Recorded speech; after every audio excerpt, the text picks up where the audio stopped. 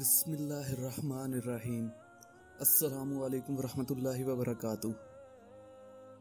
سامعین کرام، قریش مکہ عداوت نبوی میں بہت آگے نکل چکے تھے۔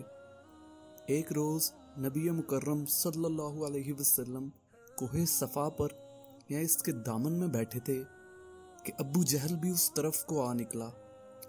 اس نے آپ علیہ الصلوۃ والسلام کو دیکھ کر بہت سخت اور ناپسندیدہ الفاظ کہے۔ آپ علیہ الصلوۃ والسلام نے جب اس کی بےہودہ سرائی کا کوئی جواب نہ دیا تو اس نے ایک پتھر اٹھا کر مارا، جس سے آپ علیہ الصلوۃ والسلام شدید زخمی ہو گئے اور خون بہنے لگا۔ قربان جاؤں آپ علیہ الصلوۃ والسلام پر۔ آپ علیہ الصلوۃ والسلام خاموشی سے اپنے گھر چلے گئے اور ابو جہل صحن کعبہ میں جہاں لوگ بیٹھے ہوئے تھے وہاں آ کر بیٹھ گیا۔ سامعین کرام، امیر حمزہ بن عبد المطلب رضی اللہ عنہ نبی کریم علیہ الصلوۃ والسلام کے چچا ہیں۔ ان کو نبی کریم علیہ الصلوۃ والسلام سے محبت تھی، مگر وہ ابھی تک شرک پر قائم اور مشرکوں کے شریک حال تھے۔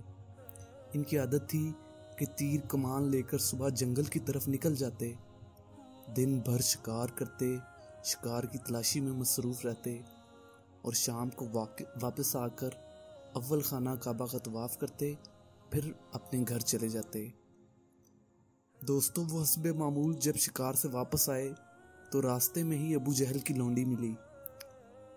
اس نے ابو جہل کا نبی کریم علیہ الصلوۃ والسلام کو گالیاں دینا اور پتھر مارنا اور آپ علیہ الصلوۃ والسلام کا صبر و شکر کے ساتھ خاموش رہنا سب بیان کر دیا۔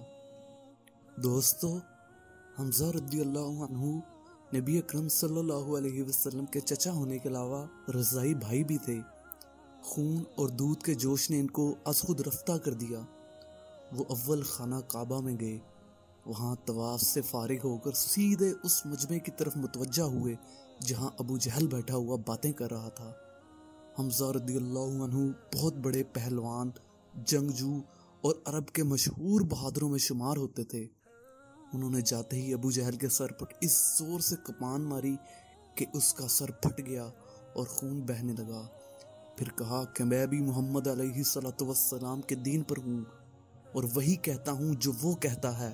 اگر تجھ میں کچھ ہمت ہے تو اب میرے سامنے بول۔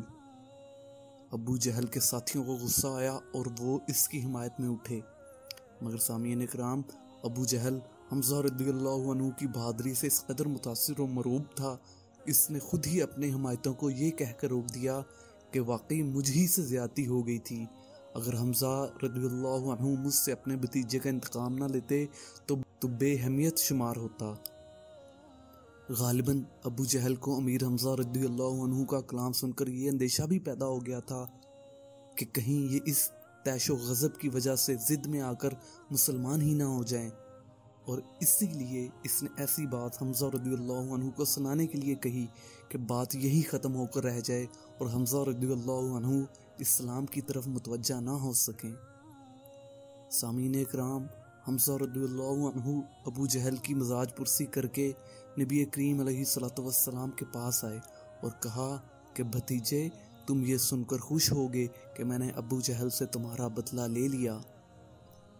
نبی کریم علیہ الصلوۃ والسلام نے فرمایا کہ چچا، میں ایسی باتوں سے خوش نہیں ہوا کرتا۔ ہاں، اگر آپ رضی اللہ عنہ مسلمان ہو جائیں تو مجھ کو بڑی خوشی حاصل ہوگی۔ سامعین کرام، یہ سن کر امیر حمزہ رضی اللہ عنہ نے اسی وقت اسلام قبول کر لیا۔ امیر حمزہ رضی اللہ عنہ کے مسلمان ہونے سے مسلمانوں کی آفت رسیدہ جمعیت کو بڑی قوت اور امداد حاصل ہوئی۔ سامعین کرام، یہ نبوت کے 6 سال کا واقعہ ہے۔ اس وقت نبی کریم علیہ الصلوۃ والسلام دار ارقم میں تھے۔ قریش مکہ نبی اکرم علیہ الصلوۃ والسلام کی شان میں بہت ہی گستاخ اور بے باک ہو گئے تھے۔ اب حمزہ رضی اللہ عنہ کے مسلمان ہونے سے ان کو کسی قدر محتاط اور مؤدب بنا دیا، اور لوگ نبی کریم علیہ السلام کی شان میں گستاخیاں کرنے میں کچھ تامل کرنے لگے۔